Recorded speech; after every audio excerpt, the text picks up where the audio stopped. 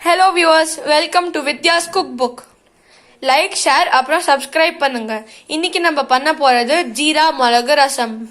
தோரம்பருப்பு 2 ஸ்பூன், மிளகு 1.5 ஸ்பூன், ஜீரகம் 1 ஸ்பூன், மிளகா 1. இதெல்லாம் நம்ம வறுக்க தேவையானவை.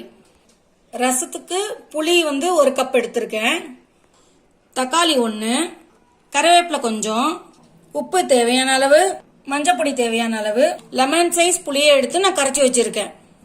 தாளிக்கிறதுக்கு எண்ணெய், கடுகு, ஜீரகம். இலுப்பச்சட்டி நல்லா சூடாயிருத்து மிளகா, தோரம்பருப்பு, மிளகு இதை முதல்ல நல்லா ரோஸ்டா வறுத்துக்கலாம். ஜீரகத்தை அரைக்கும் போது பச்சையா அரைச்சிக்கலாம். நம்ம இது நல்லா ரோஸ்ட் ஆயிடுது. இது நம்ம நல்லா ஆற வச்சுப்போம். இது நம்ம கரைச்சி வச்சுக்கிற புளிஜலம், இதோட தக்காளி, மஞ்சப்பொடி இதெல்லாம் சேர்த்து நல்லா கொதிக்க வைப்போம்.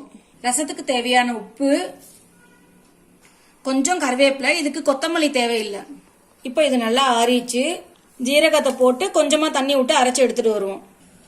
அரைச்சது ரெடியா எடுத்து இது மாதிரி நம்ம குறைன்னு அரைச்சி எடுத்துருக்கணும். ரசமும் நல்லா கொதிச்சிருச்சு. அரைச்சி வச்சிருக்கிற விழுத அதுல கொட்டி நம்ம கிளறுவோம். இதை கொஞ்சம் தண்ணி விட்டு நல்லா அலம்பி கொட்டலாம். நான் நல்லா மிக்ஸி அலம்பின ஜலத்துல இதுல விட்டேன். இப்போ நல்லா வாசனை வருது. ரசம் ரெடி ஆயிடுத்து. இப்ப நம்ம சுவிட்ச் ஆஃப் பண்ணிடலாம். இப்ப நம்ம தாளிக்க வேண்டியதை பார்க்கலாம். கரண்டி நல்லா காஞ்ச உடனே 1 ஸ்பூன் நெய், கடுகு 1/2 ஸ்பூன், கடுகு நல்லா பொரிஞ்ச உடனே 1/2 ஸ்பூன் ஜீரகம், கொஞ்சம் பெருங்காயம். நல்லா பொரிஞ்சிருச்சு. இதை ஆஃப் பண்ணிடலாம்.